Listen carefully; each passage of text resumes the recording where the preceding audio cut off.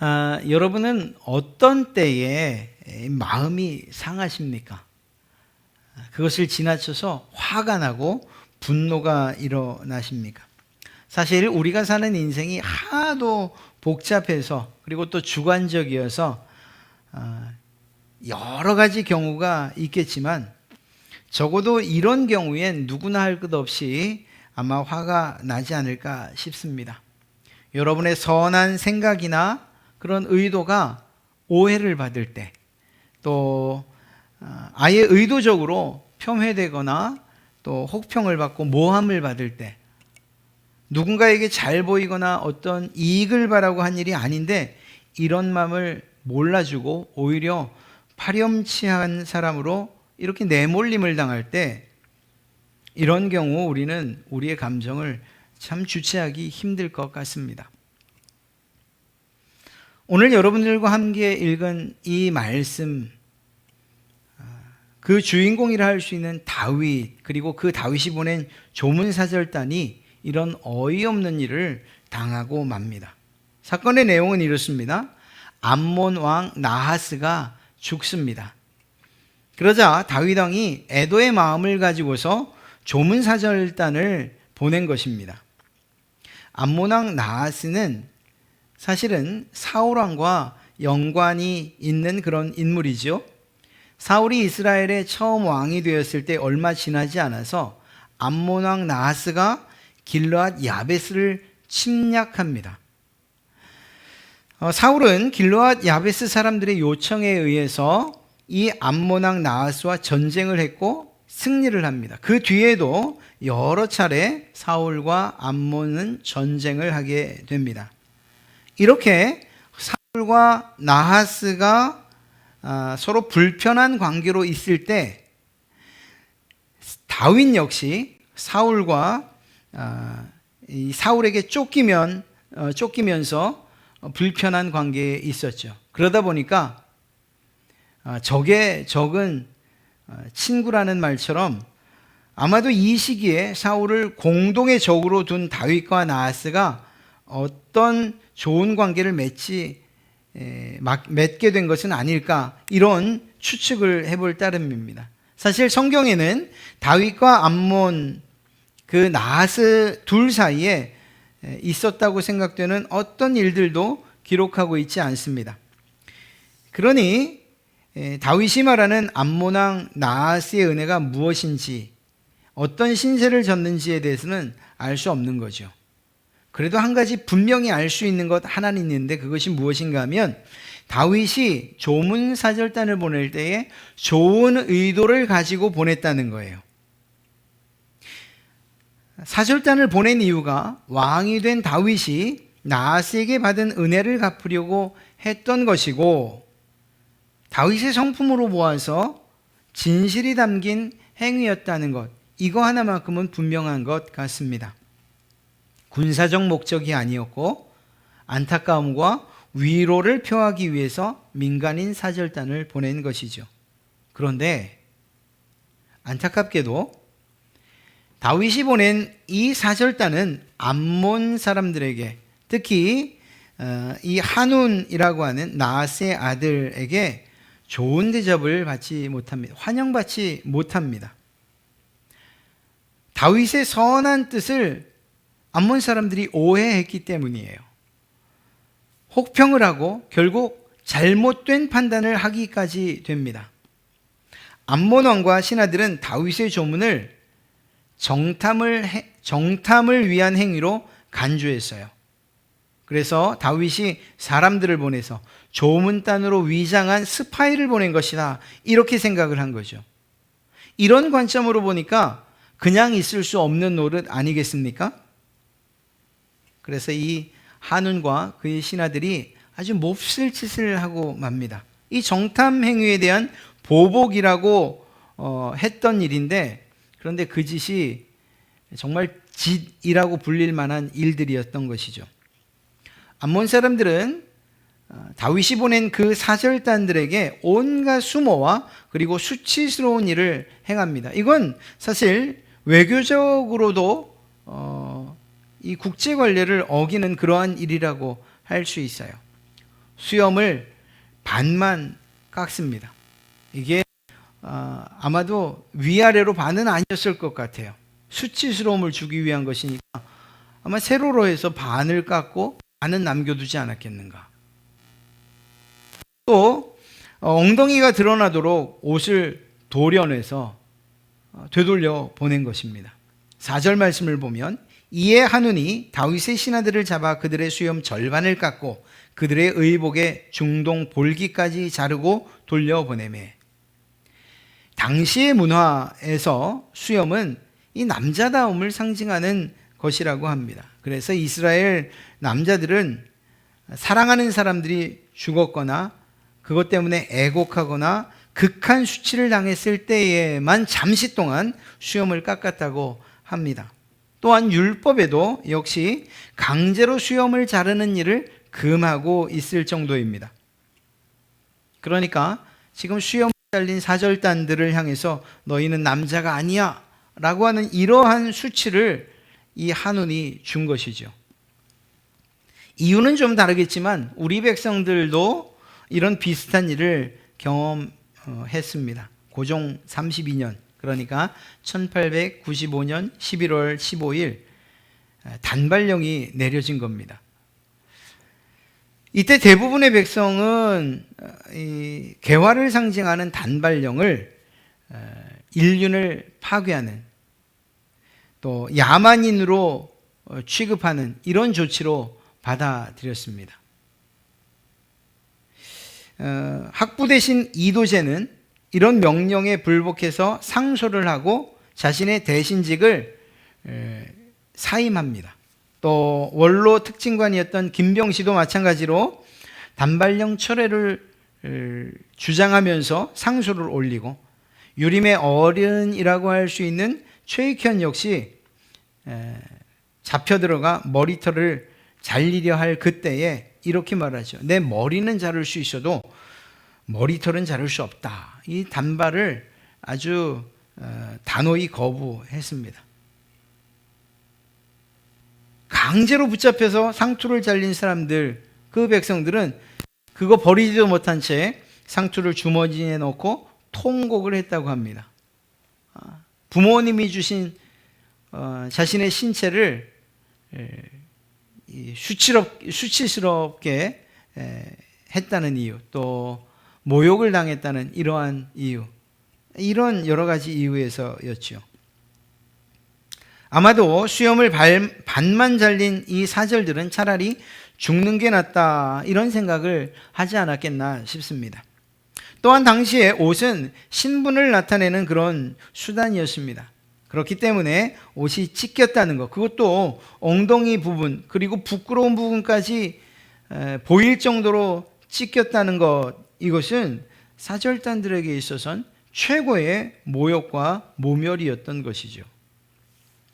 더 나아가 이 일은 사절단을 보낸 다윗과 이스라엘에 대한 조롱과 모욕이기도 했던 것입니다. 한운이 왜 이런 일을 했을까 싶어요. 이런 소식을 전해들은 다윗, 그가 가만히 있습니까? 먼저 사절단들에게 명령을 합니다. 여리고성에, 이스라엘로 바로 돌아오지 말고 여리고성에 잠시 머물러라. 그곳에서 그 수염이 자랄 때까지 기다렸다가 돌아와라. 이건 사절단들에 대한 다윗의 배려이지요. 모욕과 수치를 덮어주려는 그러한 다윗의 마음이었습니다. 이제 다윗에게 남은 일은 무엇일까요? 자기에게 그런 수치와 모욕을 저지른 암몬 한운에 대해서 어떻게 이 일을 갚아줄까 하는 것, 이것만이 남았습니다. 그것은 결국 전쟁이었습니다. 어리석게도 암몬의 한운은 당시 중동 지역에 이 패권을 장악했던 다윗과 이스라엘, 그들이 내민 화해의 손을 매몰차게 걷어 찬 꼴이 되고 만 것이죠. 자신의 실수를 깨달았다 생각했을 때는 이미 암몬에게 큰 위험이 선포되고 난 이후였습니다. 화해는 물 건너갔다라고 생각한 한우는 오히려 한 걸음 더 나가지요. 다윗에게 선전포고를 하고 선제 공격을 위해서 주변의 여러 국가들에서 용병을 끌어 모으기 시작합니다. 사무엘하 10장 6절 말씀을 보면 암몬 자손들이 자기들이 다윗에게 미움이 된 줄 알고 암몬 자손들이 사람을 보내 벳르홉 아람 사람과 소바 아람 사람의 보병 2만 명과 마아가 왕과 그의 사람 1000명과 돕 사람 12,000명을 고용한지라. 33,000명을 용병으로 산 것입니다. 큰 돈을 주고 사죠.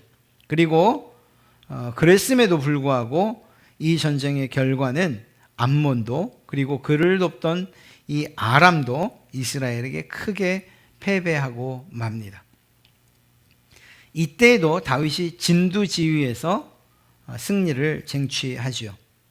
여러분, 애초에 이 한운 왕이 다윗의 선의를 그대로 받아들이고 제대로 이해했다면, 잘난 체 하지 않고 다윗의 은혜 그대로 받아들였다면, 아니 적어도 이렇게 미련한 한운의 주변에 지혜로운 선택을 할 수 있도록 돕는 사람들이 있었다면 이 지경이 되지는 않았을 것입니다.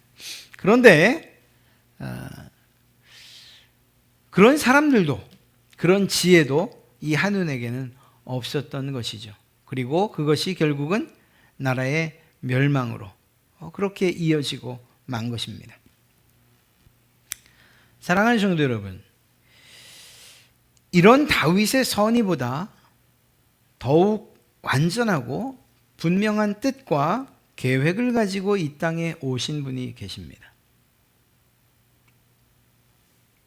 그분은 바로 예수 그리스도이십니다. 죄인들을 구원하시기 위해서 높고 높은 곳에서 자신의 모든 지위를 다 내려놓으시고 하나님의 자리, 왕의 자리를 내려놓으시고 인간이 되어 이 땅에 오셨어요. 그리고 인간이 되어 오신 그곳도, 그 처지와 환경도 가장 낮은 곳, 가장 부끄러운 곳, 가장 가난한 곳이었어요. 바로 예수님 그분이십니다. 안타까운 것은 세상의 무지가, 이스라엘의 교만이 이 한운과 똑같았다는 거예요. 요한복음 1장 5절 말씀을 보면 빛이 어둠에 빛이 돼 어둠이 깨닫지 못하더라, 이렇게 기록하고 있습니다. 세상에, 어두운 세상에 빛으로 예수님께서 오셨습니다. 구원이라는 놀라운 선물을 들고 찾아오신 그 예수님의 마음을 세상은 결코 이해하지도 못했습니다. 아니, 이해는커녕 받아들이려고 조차 하지 않았습니다. 계속해서 요한복음 1장 9절부터 11절 말씀을 보면 참빛 곧 세상에 와서 각 사람에게 비추는 빛이 있었나니 그가 세상에 계셨으며 세상은 그로 말미암아 지은 바 되었으되 세상이 그를 알지 못하였고 자기 땅에 오매 자기 백성이 영접하지 아니하였으나. 이 빛은 바로 예수 그리스도이시죠. 그런데 그 빛 되신 예수님께서 이 땅에 오셨지만 세상은 그를 알지도 못했고 또 자기 백성들조차도 영접하려 하지 않았다라고 그렇게 기록하고 있어요. 예수님께서 이 땅에 오셔서 하셨던 일들이 무엇이지요? 악한 일입니까? 죄된 일들입니까? 괴롭히고 폭력적인 그러한 일들이었습니까? 아니에요. 그는 무지한 백성들을 가르쳤어요. 구원이 필요한 백성들에게 복음을 전파하셨어요. 더 실제적인 문제들도 주님은 해결해 주셨어요. 그들의 아픔 그리고 문제들 말입니다. 질병과 귀신 들린 것, 배고픔으로부터 그들을 구원해 주셨고 또 그들에게 필요한 것들을 제공해 주셨어요. 이사야서 53장 5절과 6절 말씀을 보면 이렇게 기록되어 있습니다. 세번역 성경으로 읽어드리겠습니다. 그러나 그가 찔린 것은 우리의 허물 때문이고 그가 상처를 받은 것은 우리의 악함 때문이다. 그가 징계를 받음으로써 우리가 평화를 누리고 그가 매를 맞음으로써 우리의 병이 나았다. 우리는 모두 양처럼 길을 잃고 각기 제 갈 길로 흩어졌으나 주님께서 우리 모두의 죄악을 그에게 지우셨다. 주님께서 오셔서 하신 그 일들은 우리를 낫게 하시고 우리에게 평화를 주시고 우리를 구원하시기 위한 그러한 선한 의도로 오셨고 그 선한 일들을 완전하게 이루셨어요. 하나님을 모르는 관심조차 없는 세상은 그렇거니와 하나님을 안다고 공부한다고 연구한다고 믿는다고 스스로 자처했던 바리새인들이나 서기관들 그리고 종교 지도자들이 오히려 앞장서서 자신들의 무지를 드러냈습니다. 침을 뱉어 멸시했고 가시면류관을 심어 또한 홍포로서 조롱했습니다. 심한 매질로서 천대했고 주님을 무시했습니다. 그리고 끝내 죄인처럼 여겨 십자가에 못 박아 죽였습니다. 선한 의도로 선한 삶을 사셨던 그분을 그의 백성이라고 하는 이스라엘 사람들이, 유대인들이 이렇게 대우한 것입니다. 물론 다윗과는 다르게 주님은 끝까지 용서하셨고 그들의 죄를 즉각적으로 갚지 않으셨습니다. 하지만 기억해야 합니다. 그들의 무지와 죄악을 결코 잊으신 것은 아니라는 것을 우리는 잊지 말아야 됩니다. 언젠간 반드시 갚으신다는 것. 사랑하는 성도 여러분, 세상을 사는 그리스도인 바로 여러분 또한 다윗의 신하들과 다르지 않은 그러한 삶을 살고 있다는 것을 기억하십시오. 사도 요한이 말합니다. 요한일서 1장 13절에 형제들아 세상이 너희를 미워하여도 이상히 여기지 말라.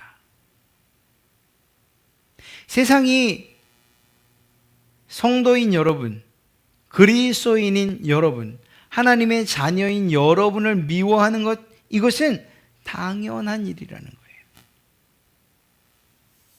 예수님께서도 여러분을 포함한 주님의 제자들이 세상으로부터 미움을 받을 것이라고 이미 말씀하셨습니다. 요한복음 15장 18절부터 19절 말씀인데 세상이 너희를 미워하면 너희보다 먼저 나를 미워한 줄을 알라. 너희가 세상에 속하였으면 세상이 자기 것을 사랑할 것이나 너희는 세상에 속한 자가 아니요 도리어 내가 너희를 세상에서 택하였기 때문에 세상이 너희를 미워하느니라. 동일한 말씀을 17장 14절에서도 말씀하십니다.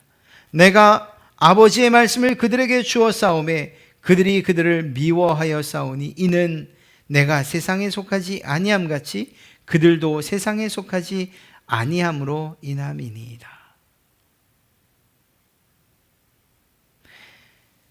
우리가 하나님의 말씀을 품은 자들로서 세상으로부터 미움받게 될 것이라는 것을 이미 주님이 말씀해 놓으셨던 거예요. 여러분들이 예수님을 믿는다는 사실 때문에 혹여 미움을 받으신다면 근심하지 마십시오. 보세요. 아름다운 소식, 좋은 소식, 구원의 소식을 가지고 믿지 않는 사람들, 또 여러분들이 정말 사랑하는 사람들에게 찾아가지만 대부분은, 우리 그리스도인들이 경험하는 대부분은 아마도 절반 깎인 수염과 중동 볼기까지 잘려지는 듯한 그런 수치와 조롱이 대부분 아닙니까? 전부는 아니지만 말입니다. 그러니까 그들이 여러분을 향해서 내던지는 말들이나 혹은 경멸 어린 눈총들에 대해서 상처도 받지 마시고 두려워하지도 말고 슬퍼하지도 마십시오. 다윗이 자신에게 속한 자들의 부끄러움을 자신의 부끄러움으로 알아서 진두지휘하여 그 적들을 무찔렀던 것처럼 하나님께서 정하신 그 날이 오면 하나님의 편에 선 자들, 당신의 자녀들이 당한 수치와 그 모욕을 반드시 갚아주실 것이기 때문입니다. 그렇기 때문에 우리는 예수님을 믿는 것 때문에 부끄러움과 수치스러움과 불이익을 당한다면 오히려 기뻐해야 될 줄로 믿습니다. 아, 내가 하나님께 속한 사람이구나. 여러분, 여러분이 하나님의 편이라는 것을 어떻게 증명하시겠습니까? 주일마다 예배하니까, 일이 있으면 봉사하니까, 헌금하니까, 목사, 장로, 권사, 집사라는 직분과 타이틀을 가지고 있으니까, 그러니까 내가 당연히 성도 아니야? 부분적으로 맞을 수 있지만 전부 맞는 것은 아니에요. 이런 것으로 진짜 성도라는 것이 증명되는 것이 아니기 때문입니다. 오히려 여러분이 성도라는 사실은 이런 방식으로 증명되어야 해요. 의로우신 하나님을 닮기 위해서 공정과 공의를 행하며 악을 악이라고 말했는데 사람들이 당신 융통성 없습니다.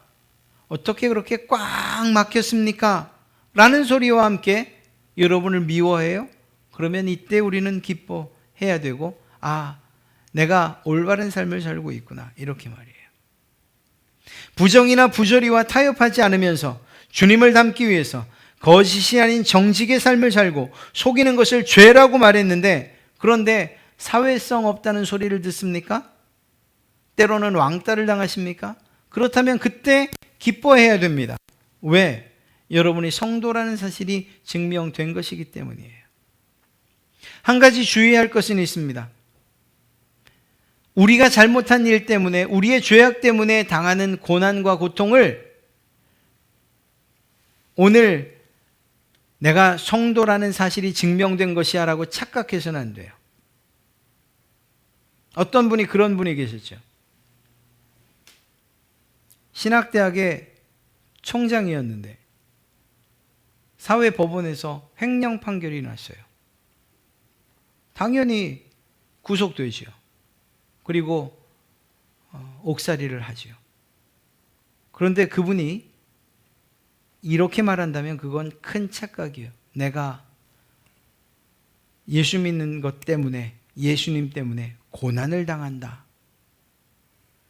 옥중서신을 쓴다. 뭐 이런 이야기를 한다면, 또 그런 일이 일어난다면 그것은 큰 착각이에요. 자신의 죄에 대한 하나님의 징계가 맞아요.